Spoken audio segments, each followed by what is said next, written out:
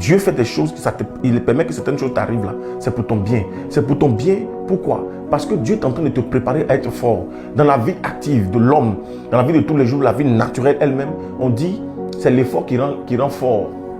C'est les difficultés, l'effort qu'on fournit en voulant surmonter qui nous rend fort. C'est les épreuves de la vie qui nous renforcent, qui nous rendent forts. Ah bon, donc ça veut dire que tu travailles des moments difficiles, ça te rend encore plus fort. Ça t'assagit, ça te permet de comprendre, d'avoir de l'expérience et ça te permet de faire la différence des choses de la vie.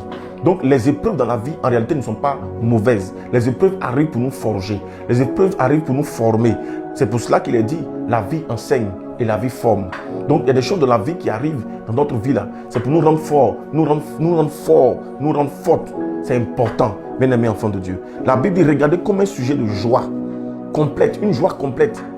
Donc ce n'est pas une joie à demi-mesure. L'épreuve qui arrive doit être une joie complète pour toi. Parce que si Dieu t'envoie une épreuve, ça veut dire que derrière l'épreuve se cache la bénédiction du Seigneur.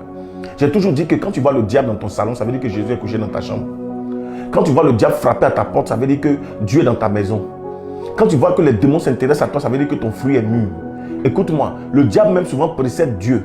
Il vient déjà t'annoncer que la gloire de Dieu dans ta vie est en train de se préparer. Tu traverses grande épreuve, grande bénédiction. Grande souffrance, grande bénédiction, grande récompense. C'est pour cela que la Bible dit, comme un sujet de joie complète, les diverses épreuves auxquelles vous êtes exposés. Ça doit être une grande joie pour toi. Si une grande épreuve arrive là, commence à danser le Seigneur. En fonction de la dimension de l'épreuve que tu vis, cela détermine la dimension de bénédiction que Dieu va t'envoyer. Grande épreuve, grande bénédiction. Grande souffrance, grande élévation. Donc sache que l'épreuve doit être pour toi un sujet de joie. Affronte une épreuve avec joie. Pourquoi? Parce que l'épreuve va pouvoir mesurer la foi que tu as pour Dieu. L'épreuve va pouvoir filtrer la foi que tu as pour le Seigneur. C'est pour cela que la Bible dit ici que sachant que l'épreuve de votre foi produit l'épreuve de ta foi. Donc l'épreuve de ta foi va produire quelque chose qu'on appelle la patience. La patience est une valeur humaine. Donc quelque part, l'épreuve va te faire avoir une valeur, va te faire sortir une valeur. Tu deviendras un homme de valeur. Aujourd'hui, on évolue sur terre parce qu'on a de la valeur. Un homme qui vit sur terre sans valeur, est une personne à ne pas véritablement considérer.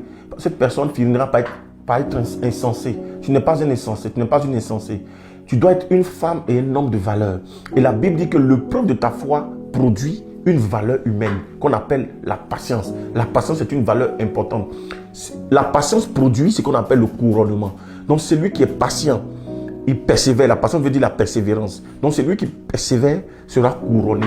Donc ce qui veut dire que l'épreuve de ta foi, l'épreuve que tu as vécue, ta foi en Dieu, ta foi aux choses de Dieu, ta foi dans les moments difficiles, quand même que c'est dur, tu n'abandonnes pas, tu ne laisses pas tomber, tu ne rejettes pas, tu ne laisses pas, tu crois. Malgré que le diable envoie des fouets, les démons envoient des coups, la vie même t'envoie des coups, les difficultés de la vie sont devant toi, il y a des obstacles, ta vie n'avance pas, tu ne comprends rien, mais tu continues quand même d'adorer Dieu, tu continues d'espérer, tu continues de croire qu'un jour tu vas te marier, qu'un jour tu auras tes enfants, qu'un jour tu auras du travail, qu'un jour tu vas prospérer, qu'un jour ta situation va changer, ta vie va changer. Tu continues d'espérer, tu continues de croire. C'est ça ta foi. Et dans cette épreuve-là, le diable n'a pas pu t'éloigner de Dieu. Dans cette épreuve, le diable ne t'a pas envoyé vers le diable ou les démons. Le diable ne t'a pas envoyé dans l'adoration des fétiches et l'adoration des marabouts et autres. Mais tu es resté intègre. Tu es resté accroché comme Job. La Bible dit, malgré les épreuves que le diable envoyait, Job n'a pas abandonné. Job est resté intègre. La patience et l'intégrité. La patience développe ce qu'on appelle l'intégrité. Tu restes intègre. Tu crois en Dieu malgré tout. Malgré les vents et marées. Malgré les tumultes. Malgré les circonstances de la vie. Malgré les péripéties de la vie. Malgré tout ce que la vie te montre. Les couleurs qui défilent devant toi. Mais tu gardes quand même ta foi, tu gardes la patience, tu es patient, tu dis je persévère, je sais qu'un jour Dieu va opérer ce miracle dans ma vie, je sais qu'un jour ça va aller pour moi, je sais qu'un jour ça ira. Tu fais une activité, au début ça va, mais après ça ne va pas, tout se mélange et tu veux abandonner, mais tu crois quand même, je ne vais pas abandonner, je vais continuer et tu persévères, tu finiras un jour par sortir la tête haute.